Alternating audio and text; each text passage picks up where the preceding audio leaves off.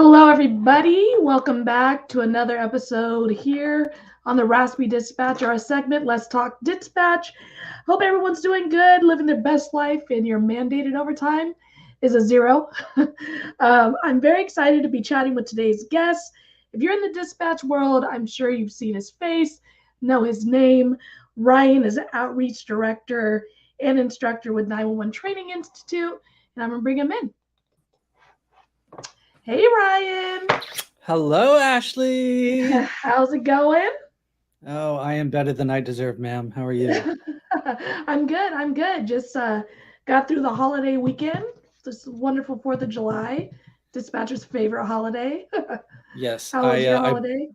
I barely survived, bunkered down in my doomsday, safe room inside my house. So lots of But yeah, fireworks in your area then, huh? yeah, lots of yes, lots of fireworks in my area. But yeah, it's all good. Thankful Awesome. not to be a dispatcher working on July 4th anymore. I can't tell you that. So Isn't that the truth? I just yes. switched to from a larger agency to a smaller one. So it was my first time just not being like slammed on 4th of July. Like I came into the weekend like ready, and I was just like, oh, this is nice. This works for me. I can do this. Yeah, I remember like pages and pages and pages of calls just holding. I mean, Hmm. 100 plus calls for service holding, and all of them Yeah, just like fireworks, fireworks, fireworks, fireworks. yeah. Seriously, it's Ugh. crazy. 4th of July is not the business if you're a dispatcher. Well, if you're a No, working it is dispatcher, not. that's for sure. No, it is not. Hey, so can I tell you how excited I am to be here with you because I Please. have trolled your social media for a while now. And normally, right, I just see, like everybody else, I just see your talking head on my computer monitor. Uh You don't huh. talk back to me. And now you're like, we're engaged in conversation. So this is super exciting. Oh my gosh, thank you so much. Yeah, no, I've been like reaching out to folks, and when I was like making my list, my wish list of people to talk to out here in this community, you were definitely one of the first folks that I thought of, wrote down, and was like, I got to talk to this guy. I got to get some one-on-one time with them to talk about dispatch. So, thanks for being willing to Oh, look at my face virtually. it's, yeah, it's my pleasure. It's my pleasure. So, what is your story with dispatch? Like, how long you been doing this? How'd you get into it?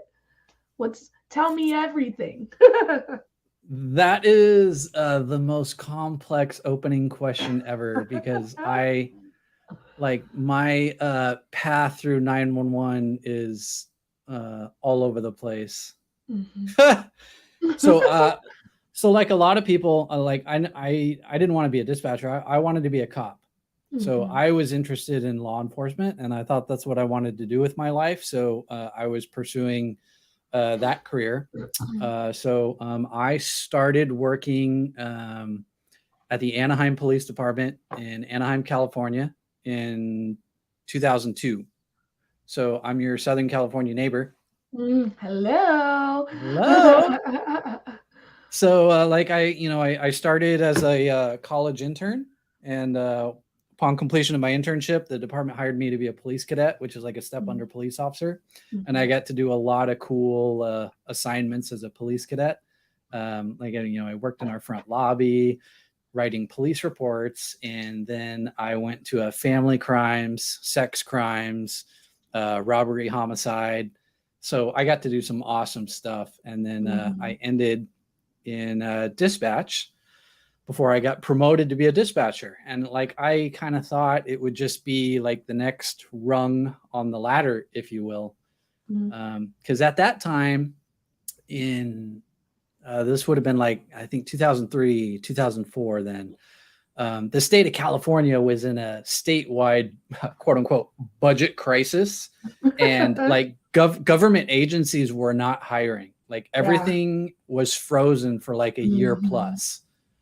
And so I thought, well, no one's hiring police officers right now, but I have the opportunity to be a dispatcher. Like, okay, it makes sense. It'll make me more well rounded. It'll give me more experience. And so, like, I went to dispatch. And then I did that for like 8 months. And then I left the city of Anaheim to go to another neighboring agency here in Orange County, where I live. And um, I went to be a police officer at that agency, and that lasted about 5 minutes. I was almost done with FTO. I was probably like 3/4 of the way or more done with FTO, getting ready for my ghost phase, if you will. And I was like, you know what? This is not like I was struggling with some things, and I was not enjoying it, and it was just not for me. And after getting into a couple of like physical fights, I was like, man, I can't see myself doing this for 20 years of my life. Yeah. And so like I gracefully bowed out of that agency. And then the next day, Anaheim called and said, hey, will you come back and be one of our dispatchers because we're so short staffed right now? And I said, yeah, sure, I'll come back and be a dispatcher. It'll be one of those things I do in the meantime until I figure out what I want to be when I grow up, since plan A didn't work out, right? Yeah. So I went back, and I thought it would, I would just be doing it for a little while, and in the blink of an eye, like I think another 9 years almost went by. So altogether, I worked in local law enforcement in Southern California for almost 12 years. And then I retired in 2013. And when I retired, I went to work for the 911 Wellness Foundation, which at the time was a nonprofit organization made up of a lot of different stakeholders in the 911 industry who came together to work on things associated to mental health, emotional health, things like stress, resilience, and wellness. And I fell in love with that stuff because when I was a dispatcher, I didn't get a lot of training related to stress management, stress resilience when I was a dispatcher. So I went through a police academy of 6 months. I went through a recertification academy of 3 weeks. Then I went through a dispatch academy of 3 weeks. And in all that 1,000+ hours of law enforcement training, the amount of training I got related to like stress management, critical incidents was minimal.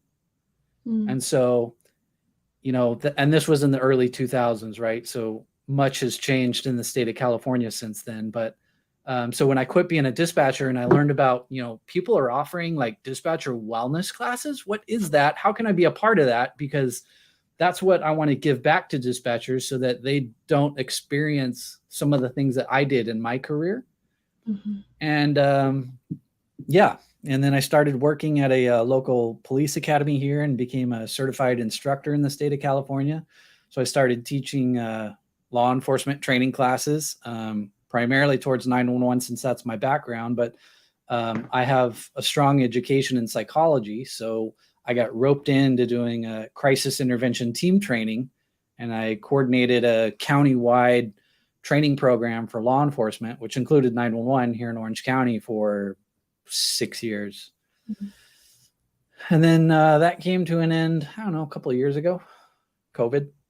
Hashtag. Yeah. And now I've worked for the 911 Training Institute, which is founded by Jim Marshall. And we're a small private consulting firm that offers various types of training and consulting services to dispatchers and EMS professionals. And a lot of what we offer is geared specifically towards mental health. That is our bread and butter. So whether that is the mental health for the dispatcher, or if it's giving the dispatcher tools to help callers experiencing a mental health crisis, that is our area of speciality.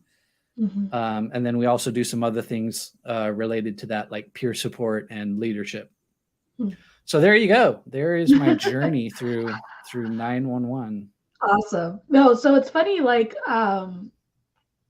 one of the great things I think about dispatch is it does create an opportunity for folks who want to be in the field helping in some way, but not necessarily getting into physical fights and, like being in the field in that way as an officer. Like I as well thought I would go patrol for a very long time. It's like I got my undergrad in criminal justice, my master's in criminal justice. So I always knew that I was going in that way, in that direction. Ever since I was younger, I was weird that way. And so, And you were an uh, athlete too, right? yeah, so I was super lucky to, I went to a junior college, played basketball there, was able to get a scholarship to a Ballin'. 4 year NAIA school. So I was able to get my undergrad at very low costs, pretty much just my 2 years at the junior college level, I had to pay for myself. The rest was paid for by getting that scholarship, which allowed me to go get my master's degree, rather quickly after graduating, still in criminal justice. And one of the big things and reasons that I kind of started this whole shindig here, the Raspy Dispatcher, was I got all that education and we didn't talk about dispatch in it, and it's so important that it's such a vital part of emergency response services, but it's also such a big career option for those who want to help but not necessarily get their hands in it the way our officers, our firefighters, or our EMS folks do. Yeah, you're absolutely right. Actually, Mhm. and pause real quick. Where did you do your undergrad at? Waldorf College in Forest City, Iowa. Oh, so small. Yeah, Tiny, tiny, tiny. tiny. It's such a So I fun I experience. I did my undergrad at an NAIA school as well. Yes. So, oh, good old NAIA. You Um, gotta love it. you gotta love it. You know what? You're absolutely right. And there's such a strong dichotomy of two groups, and I think it's people who say you can use 911. I think kind of like we had originally imagined as like in preparation of achieving other career goals. But Mm. then there's the polar opposite, and there's the group that says no, 911 is a calling, and we want people who want to enter this field who are going to make a career of it, right? Don't give us your Mm. 2 years because this is a stepping stone to something else. Yeah. And I think I kind of lean more towards it's okay if people are using it in preparation of achieving something else. And that's just my personal opinion. It's just while you're here, we want the best from you, right? Mm. And we expect that you give us the best of you while you're here. So as long as you're doing that, if we can help you achieve other career goals in life, and whether that be public safety or not, there's plenty of other people who leave 911 and go to the private sector, and we Mm-hmm. don't fault them. We Mm-hmm. say, great, you're taking your dispatcher experience and now you've gone to the private sector and you're working for a CAD company, a CAD vendor, or computers or radios or some other tech company. So you're utilizing that 911 experience in the private sector, but we frown upon people who want to become like field responders. And I get the argument. It's just I think maybe it's because I'm biased, right? Because I was one of those people who was trying to use it to gain more experience so that I knew what was happening on that side of the radio. Mm-hmm. Because as a cadet, I knew what was going on out there.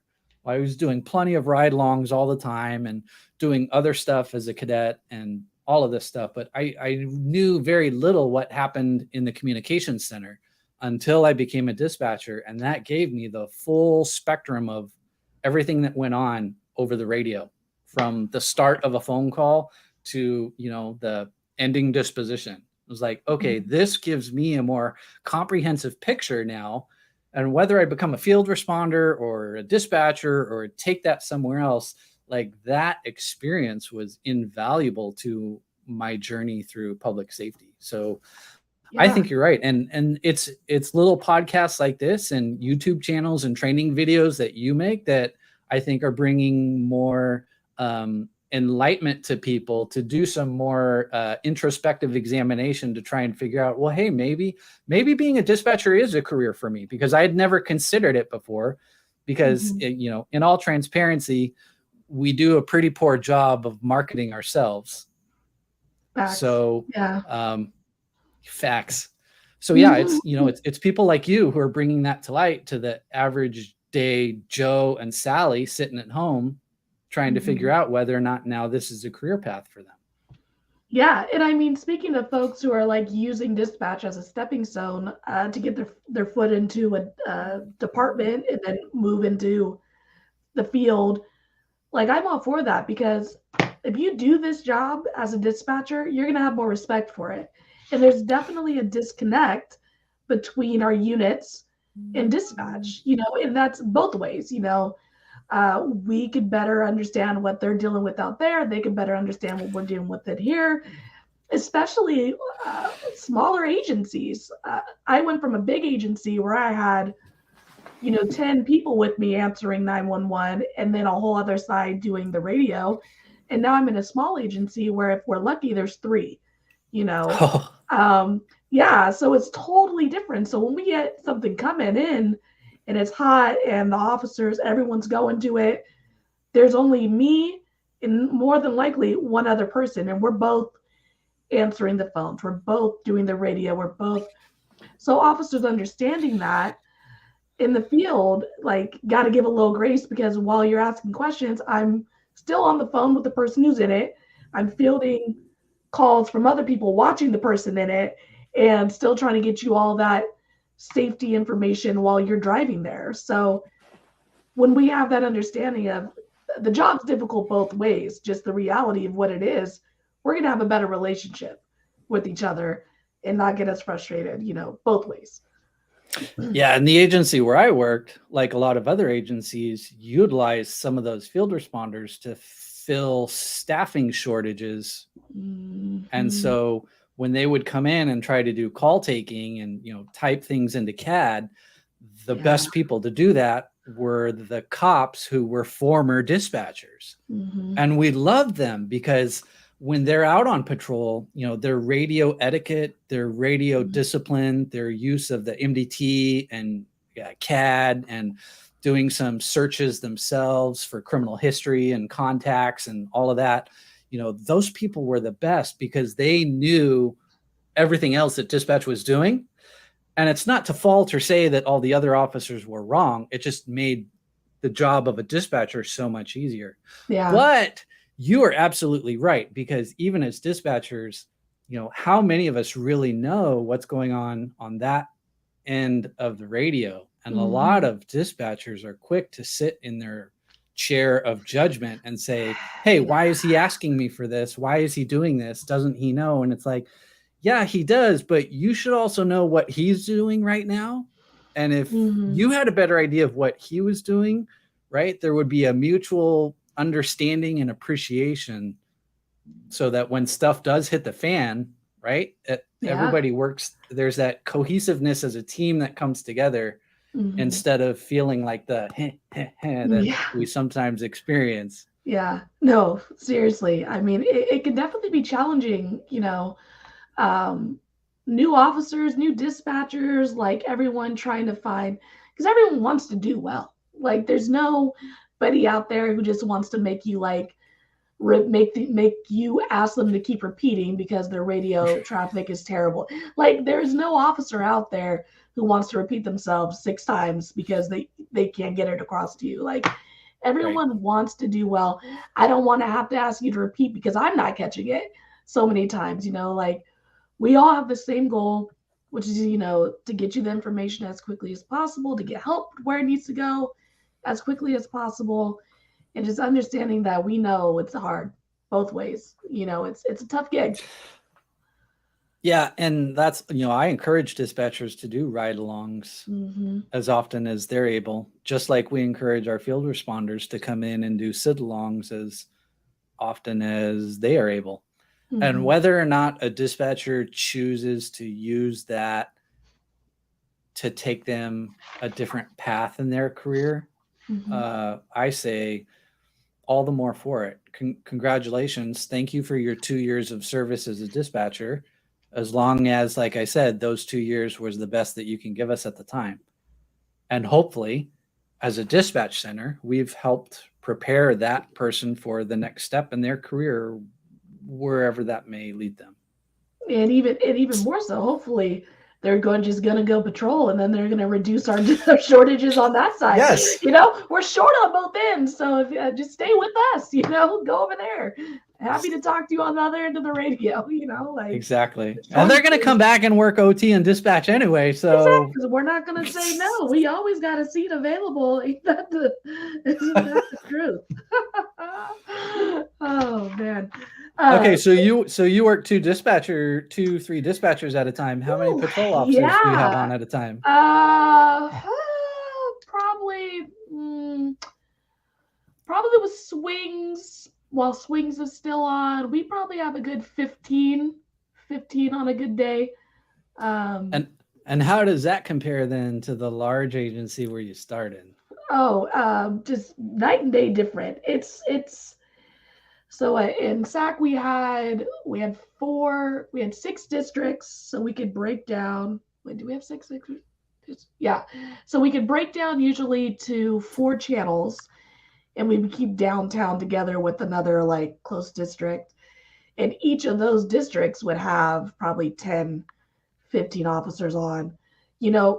There I didn't know my officers. I knew their call signs, and I knew their work ethic. So if I knew your call sign, and it would match whatever work ethic you had consistently. I'd be like, that person don't be doing this. That person, they do. Like, I could send this without having to worry about any feed. Like, that's the relationship I had with my officers out there, because it's just such a large agency.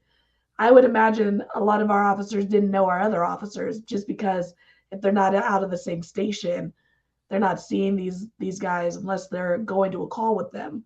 So that coming to the small agency, like, I know all of my units, really. I mean, I get to see them, they come up, I get to know them, and I didn't have that at my last agency, which is really nice, honestly, to have a more personal relationship. Yeah, but I think starting at a larger agency is easier to adjust rather than starting at a small agency. Agreed. And then trying to go big, because that will just blow your mind. Yeah, no, 1,000%. Because when I switched to my smaller agency, I had a few things going my way. One, they use the same system as us, our CAD system. Okay. Yeah, so I didn't have to learn a lot of the keys and stuff. But in my big agency, we didn't run out anybody. We only ran like plates and driver's license, but we had a warrants channel for all the other stuff. So when I got to my smaller agency, I had to learn how to run, we call them K9s. Yeah. And I was like, oh, this is terrible. Like, yeah. Yes. This is horrible. Like, I know SAC will take me back if I don't get through this. We're but I had a lot of like imposter syndrome going through my lateral training, because I was like, I had to learn this big.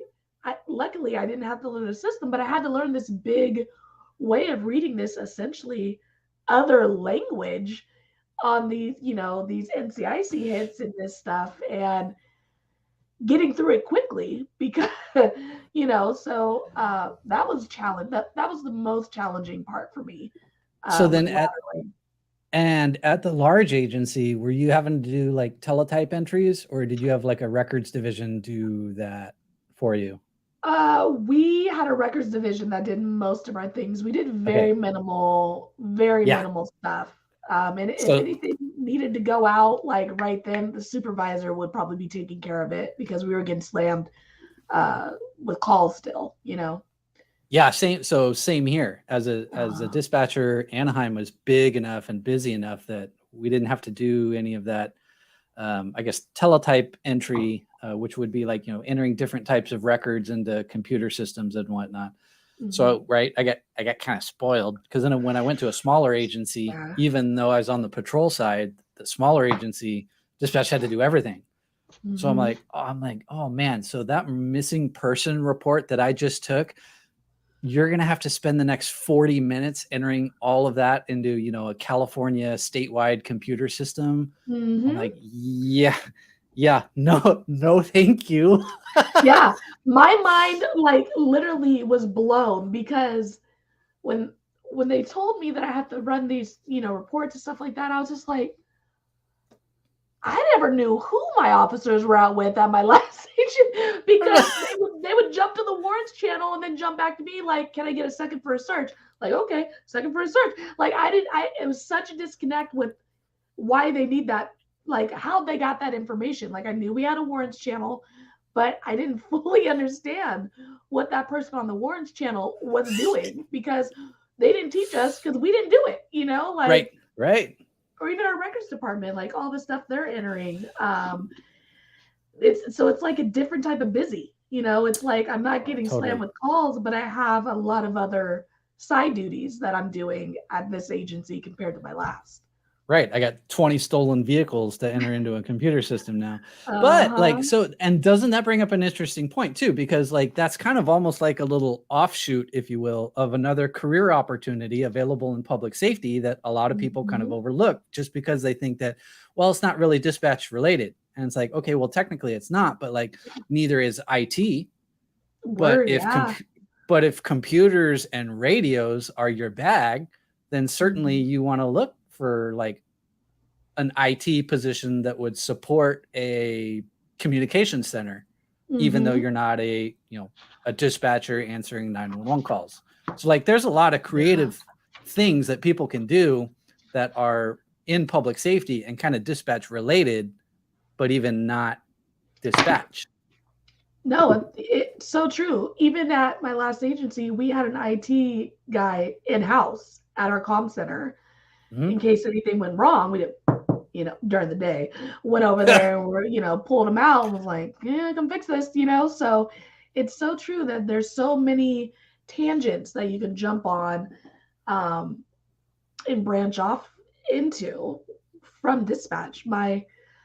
One of my academy, I want to say professor, but I know that's not the right word, but one of my teachers, they always said, like, look, once you're a dispatcher, you have such a unique skill set when it comes to multitasking, your ability to problem solve, customer service, like you can go get a job anywhere. You really can. And there's so much after dispatch. And I think that's something I'm discovering talking to all these people, talking to you. Yeah, I just met with Cassie, First Responder Wellness. Their interview is going to go out on the 6th. And there's life after dispatch. And I think that's important too. You don't have to put in 50 years as a dispatcher. There's other things we can branch out and still get that same validation and feeling from the work we're doing outside of answering 911 calls. Exactly. And Mm-hmm. my okay, first of all, I'm a little mad at you because you had Cassie on your show before me. But Okay, no. Cassie's my bestie, so I'm gonna let it slide. But I don't know if you follow anything that my dear friend Tracy Eldridge does. Tracy Mm, Eldridge is big in the 911 industry, and she talks a lot about helping people find that life after dispatch because a lot mhm, of people suffer from, I want to call it like a professional identity crisis, mm, and we know that um, field responders, cops, firefighters, EMTs definitely suffer from this. But I think more is coming to light in the dispatch world because when a dispatcher gets done, whether it be voluntarily through a resignation or through retirement or even involuntarily through termination, trying to figure out what to do afterwards is incredibly challenging. And Tracy mhm, Eldridge offers a lot of insight, specifically related to her journey through the aftermath she experienced in her career and leaving as a manager, as a director. So, if your followers are looking for another great conversation like this to have, I would recommend looking up Tracy Eldridge and Definitely. checking out some of the conversations she's had about trying to help people navigate that professional challenge of, okay, right, like I hung up the headset, cliche and all, but like now what? And I Mm-hmm. know I really struggled with that because when I was a dispatcher, all of my friends in my personal life knew me as like dispatcher Ryan. Mm. And in Orange County, there's, a lot of different agencies, but the 911 world in Orange County is relatively small. And so when I would call other agencies, they knew me as like, oh, Ryan from Anaheim. Mm. And then leaving that, trying to figure out afterwards, like, okay, like who am I? Because for so long, that is how I have identified myself, because I poured so much of my time and energy in life into creating this professional persona that when I didn't have that anymore, I didn't know what to do. Mm-hmm. Mm-hmm. I compare it to being an athlete. I compare it to what Yes. athletes get on their last, you spent, if whether your last game is in high school, whether it's in college, whether you make it, it's Yes. that. It's like I no longer have this thing that has filled up so much of my life. Now what do I do? In the athlete world now, at least, they can get paid while they're in college for their likeness and stuff. So there's a new career point for them. But for athletes for so long who weren't going professional, not making any money, people making money off them, it's like no long now I don't have that to sell anymore. I don't Right. have that outlet. Now what?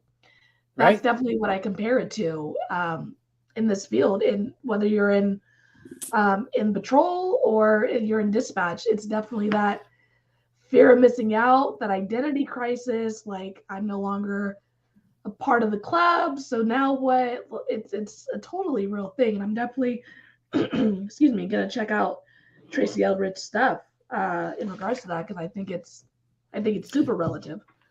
Yeah, don't worry, I'll introduce you. But that Oh, your wow, athlete, there you your go. there you go. Mm-hmm. That your athlete analogy is perfect because I think Mm-hmm. there's so many people who can relate to that. Early in childhood, at one point in your life, you likely participated in some type of team sport.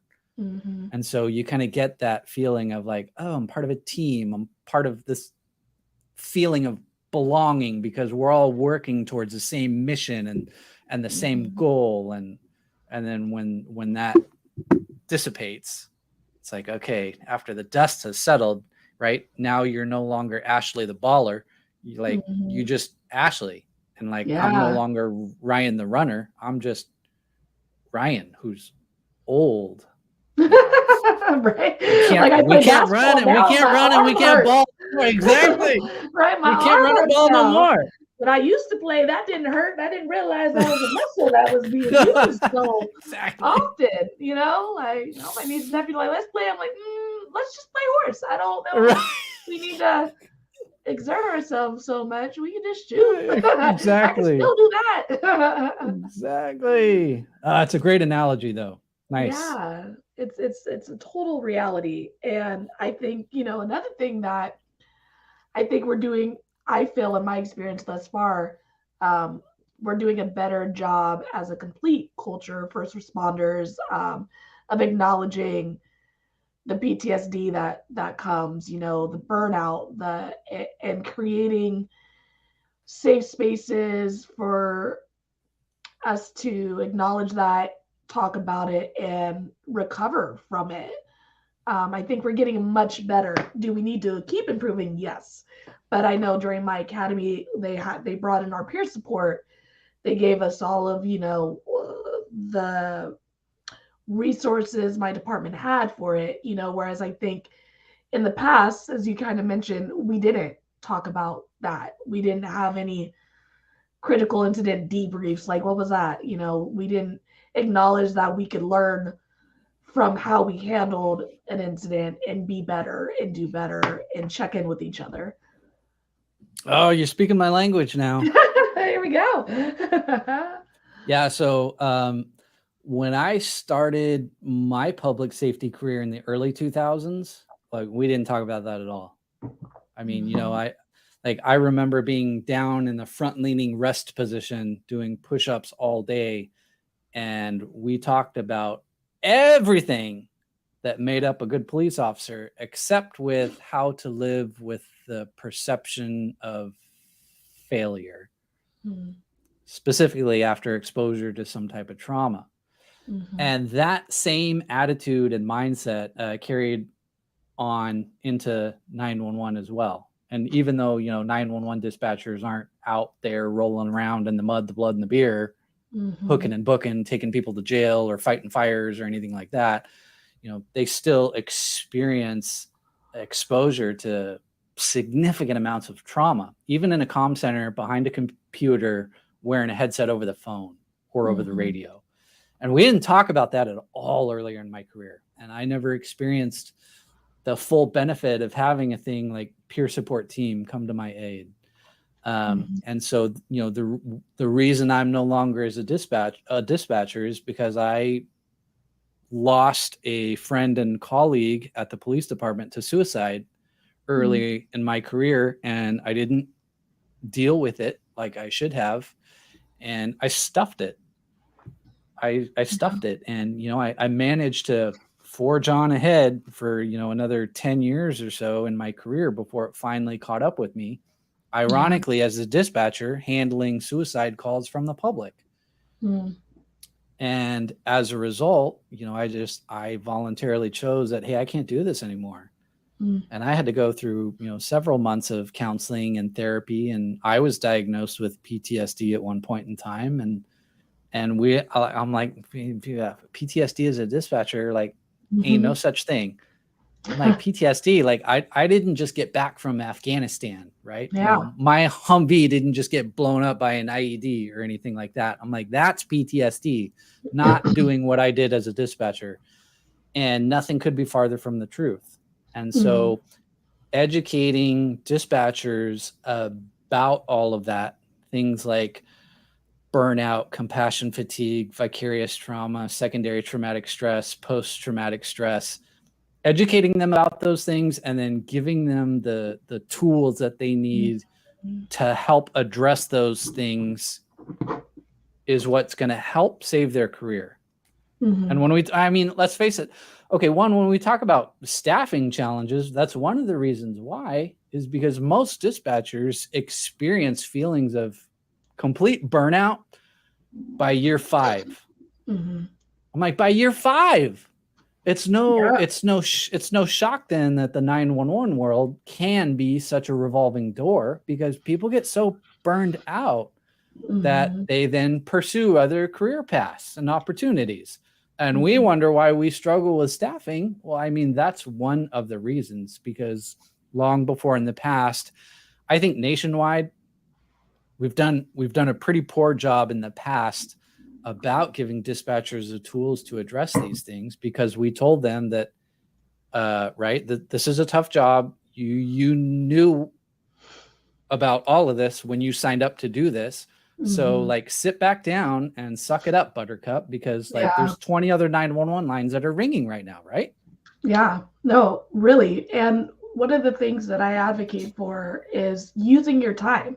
I think a lot of times we can feel guilty about calling in sick because we know it's going to force somebody else in, not using our PTO, whatever it looks like for your department. But it's there for us to use. And sometimes we need a mental health day, and we need to, step aside and give ourselves time for that self-care. And me personally, I know I've said this before, no one else, not everyone's going to feel this way, but I'm never going to be upset about being forced to come in or stay because my partner, my coworker, my teammate needs a day, whether they're sick, like physically, they throw it up, snot everywhere, or they're mentally, they need a break, like either way, I get both. And use your time, call out, because then you're gonna be here for me longer than just that one day. You know what I mean? If we really practice that self-care and use our time correctly, our career is going to be much longer than 5 years, you know? Right. Yeah, so long as your coworkers aren't abusing it, right? That's all we care Exactly. about. That's the So key. That's the key. you make a lot of cool videos to try and help people who are like starting their Mm-hmm. career at the very beginning. So Yes. what is your favorite way to bring all of this to light to them, like without scaring them off? I think that the best thing to do when considering this line of work is have a real understanding of the challenges that it holds, whether that's staffing. I think the biggest two challenges is staffing and trauma. If I were to just go off the top of my head, those are the biggest challenges because the job is fun, right? Like working the hot call, helping someone through a big time tragedy, like those things are fun in the sense that that's the job. That's when you're shining. That's when you're, that's game point, 5 seconds on the clock, you're shooting, it goes in. That's the rush of being a 911 dispatcher, I'm all the All these sport sports metaphors today. analogies. I love um, it. I think, it's working today. It's working. I'm feeling it. Maybe I'll go play basketball after this. I Yeah. don't know. But the two things you do have to realize, you have to acknowledge, is that staffing could be terrible at the department you're going into. So you got to be willing to go through that with your agency, or you're going to end up hating it. You're going to hate the job, the department, and it's going to be a struggle. So acknowledging that, and if that's a good fit for you in your personal life, and Mm, then the trauma, you will be touched by this job in that way.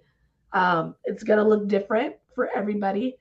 What calls affect them, but knowing that going in and having the tools, as you mentioned, is one of my favorite word, is another analogy, having your tool belt mhm. prepared for that, because it's not a matter of if, it's a matter of when. And really be knowledgeable enough about yourself to recognize your red flags, your Right. burnout flags, so you can prevent a larger episode, and again create a longer career because you're managing that trauma that you're gonna get. And I love talking to either people who are interested in 911 or people who just got hired because uh, they're they're new, so they have not yet embraced that attitude and mindset of that suck it up emotional code, right? Yeah. Because they don't know any better. So that is the perfect opportunity to start to change the narrative of how this story plays out in 911. Mm-hmm. Because if you can help those individual dispatchers in their personal wellness, we make them better dispatchers, then they go to their respective agencies, and before you know it, like, we've made the agency as a whole better now as an organization because it's comprised of all of the individuals, and the synergy of all of it working together optimizes wellness for everyone. So talk about changing the culture in 911. Mm-hmm. Woo. Yeah, it would be wonderful. It is wonderful, and even so, we're giving them these tools for work and work trauma. It's only going to translate to our personal lives if we can deal with these big incidents that we not that everyone doesn't deal with in their personal lives, but the likelihood of you dealing with the same type of trauma that you're hearing for 12 hours a day in your personal life is less. So you're getting tools to help deal with crises that are on a smaller scale in your personal life. You're going to be more successful dealing with those things and being able to balance them out as well. Right. But I also really love what you said about trying to encourage people to do a lot of introspection and figure out what could be triggering for them. Mm-hmm. And I love the analogy of alcohol. Um, Hey. hey, so like stress and trauma is just like alcohol. Like Mm-hmm. different amounts affect different people differently.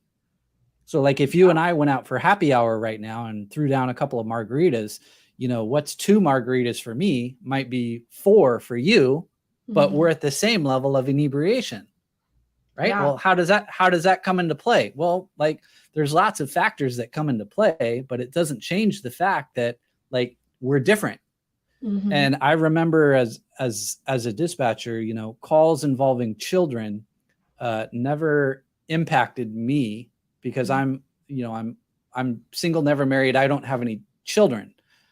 So those types of calls involving children just didn't have the same impact on me like they did my coworkers who were married at home and had 3 small children at home. Because when they took those calls, what's flashing through their mind? Their own little babies at home. And so the calls that impacted me were different.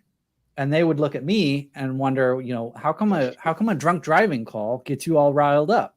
Well, I had a family member who was in a collision with a drunk driver. So, right, that personal impact in my life like changes the way that I respond to that stress and trauma, even as a dispatcher.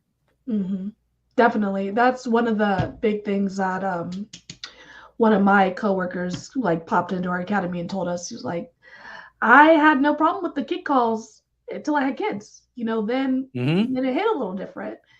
And I think just because maybe we've had trauma in our lives that doesn't mean we can't do this job, but it does mean that we should be mindful of how our own personal traumas, because we all got them, are going to impact how we respond to the situations we're going to be exposed to.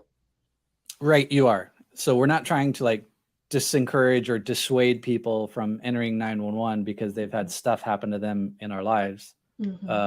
Right. Hello, welcome to the human species. You're in good company. We've all had stuff happen to us in our lives, but I think it's knowing and recognizing that is going to help you navigate some of the challenges later in your career, because those things inevitably are going to present themselves, because that is the very nature of the job of a 911 dispatcher, answering 911 calls. People usually don't call that phone number when they're having a good day.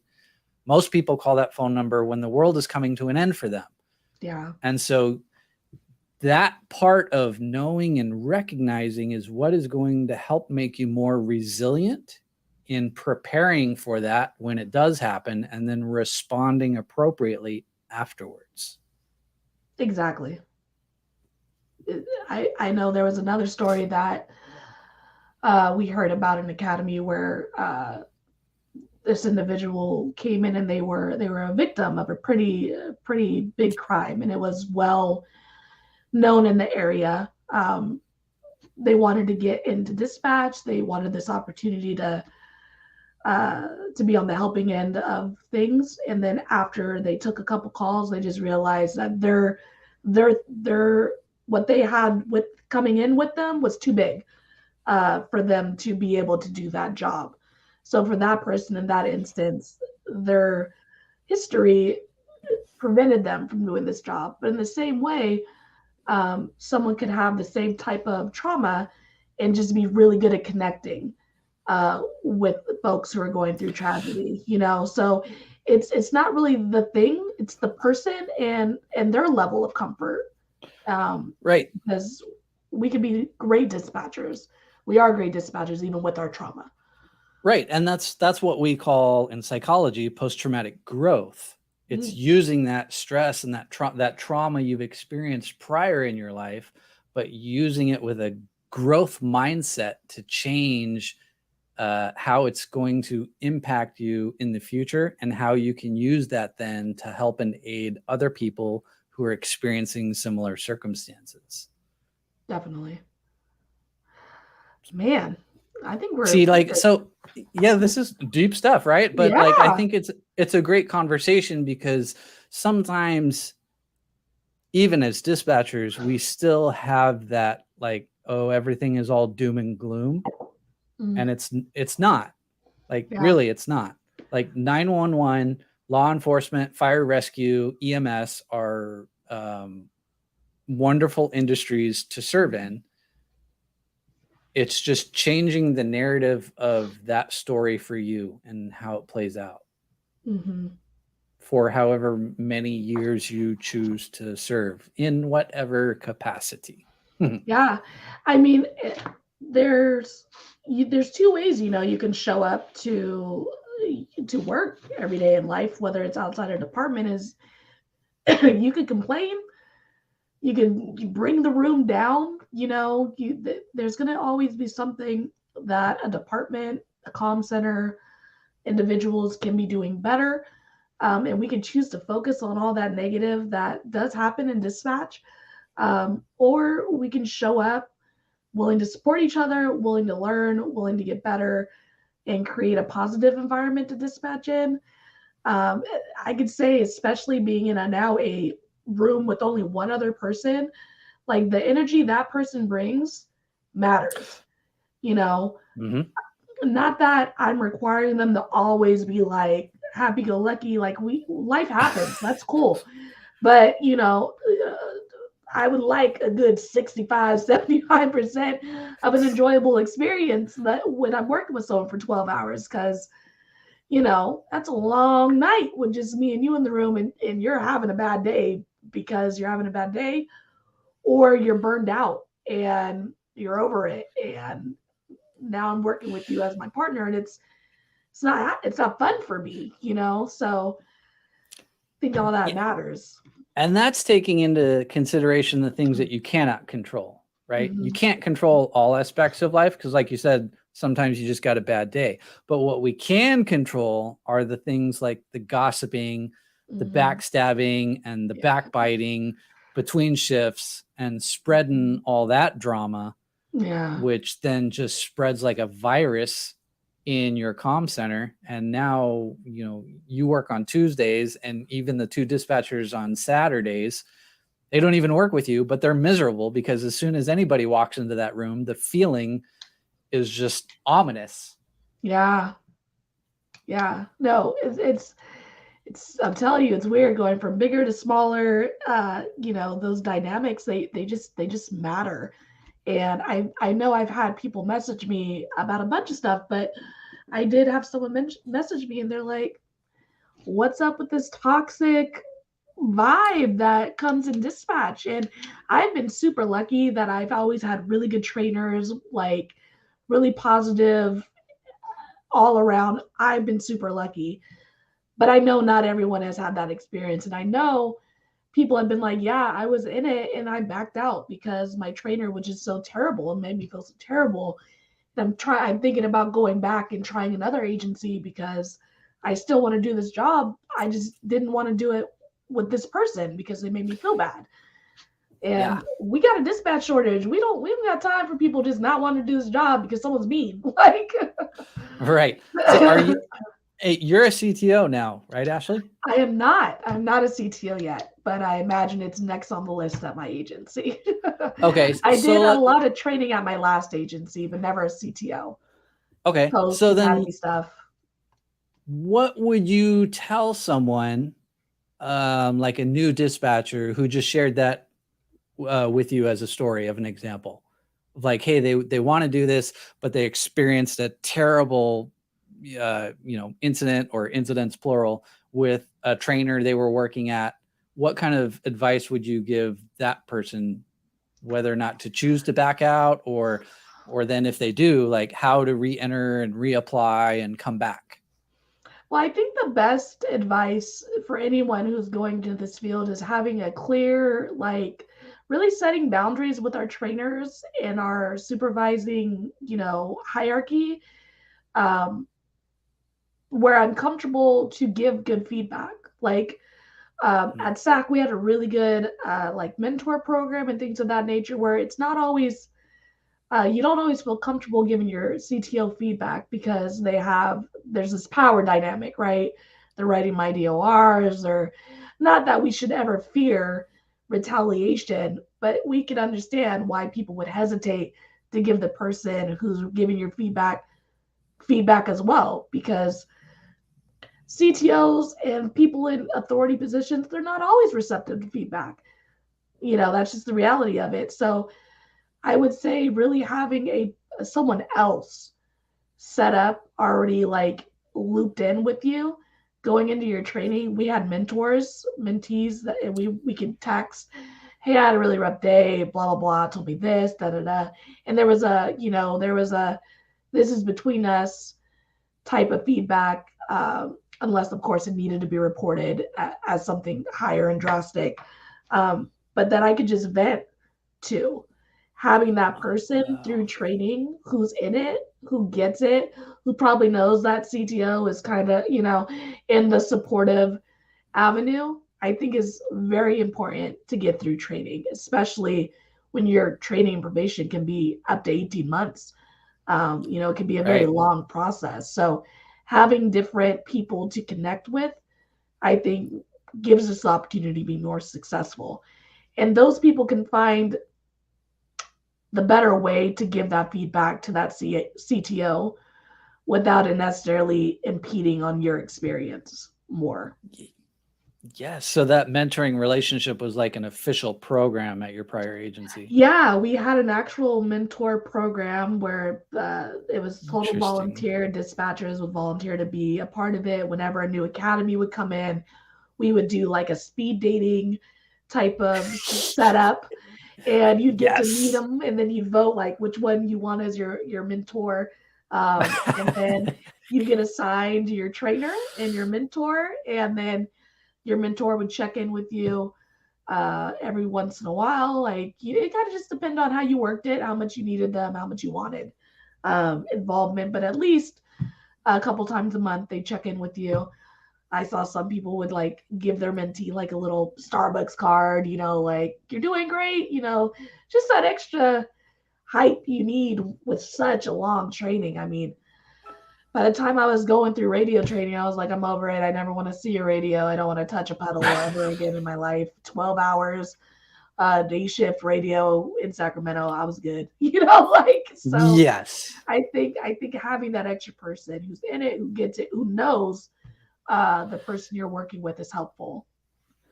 I see. That's interesting because I know of other agencies who have like a mentorship program, if you Mhm. will, and I never experienced anything like that in my career, at least not officially. So the mentoring relationships I experienced were just organic Yeah. and happened naturally.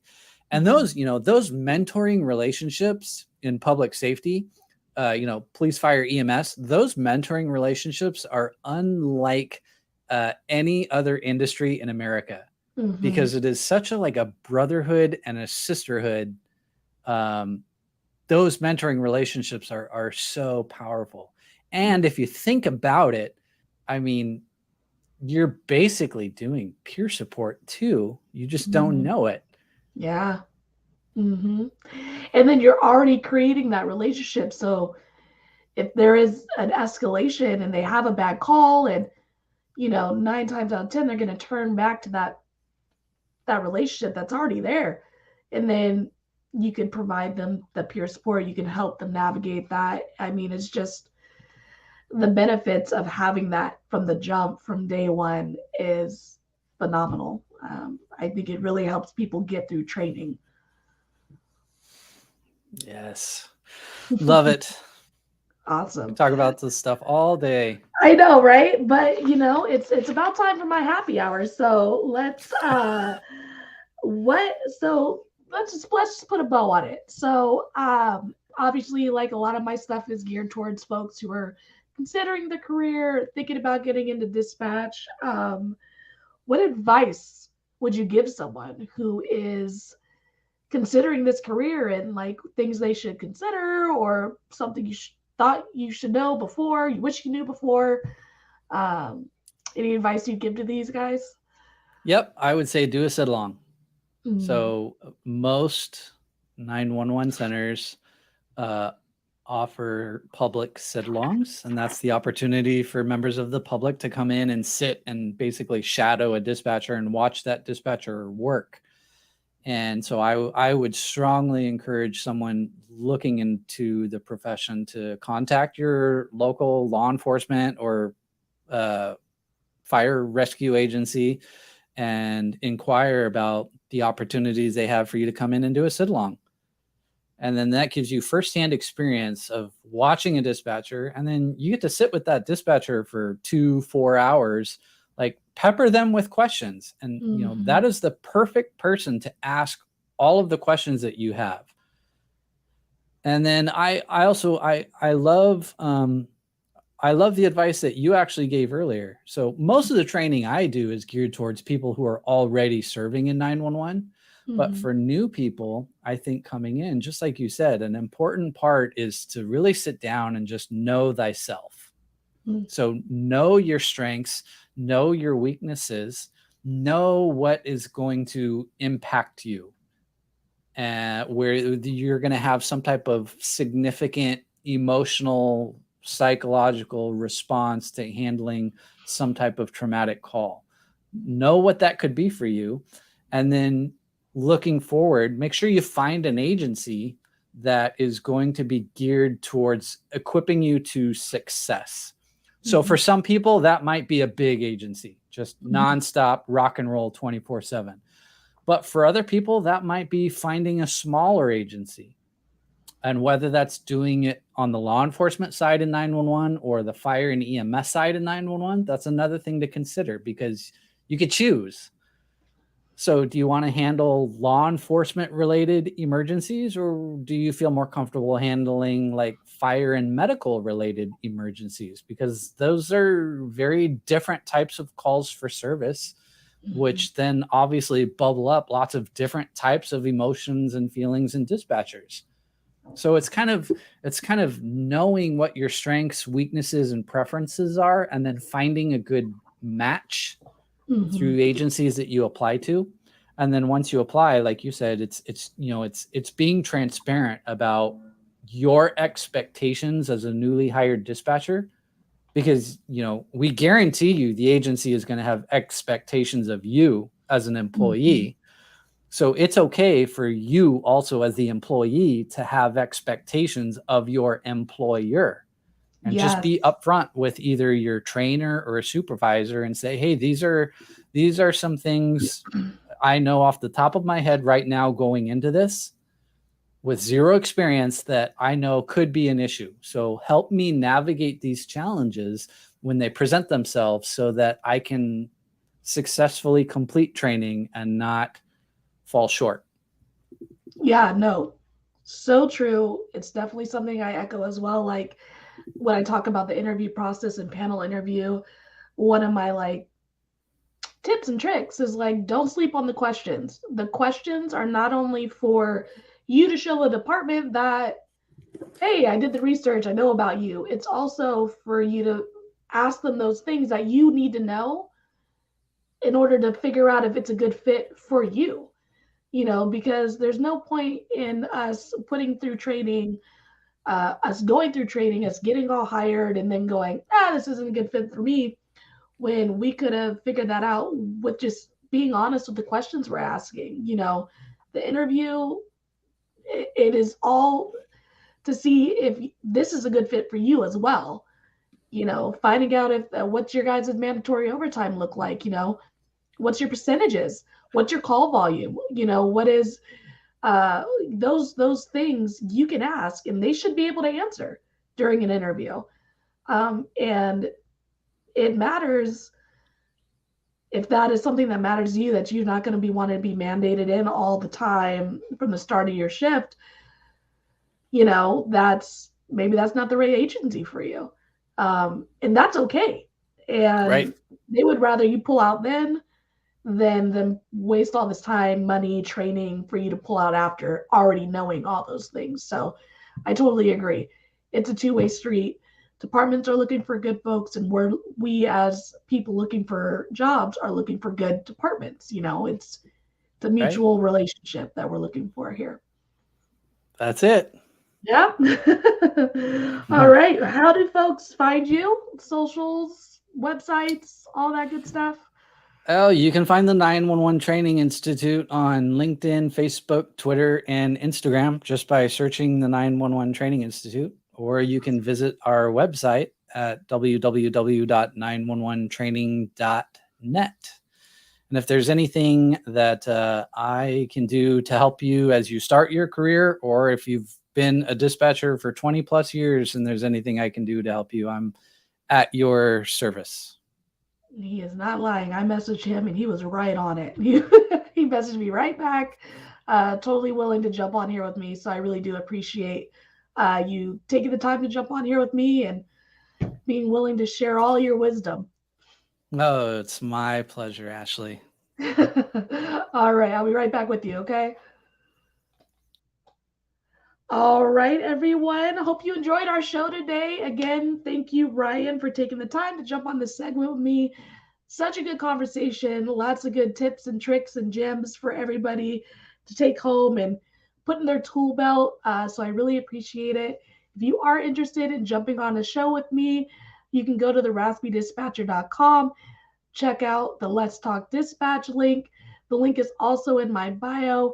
And you can just jump on there, pick a time that works for you, and I'll send an email and follow up with you. Of course, like, subscribe, follow on Instagram, subscribe on YouTube, all that good stuff. I really appreciate all the support. It's been really fun connecting with everybody on social media, through the DMs, through these videos. And I look forward to the next one. Until next time, stay raspy, everybody.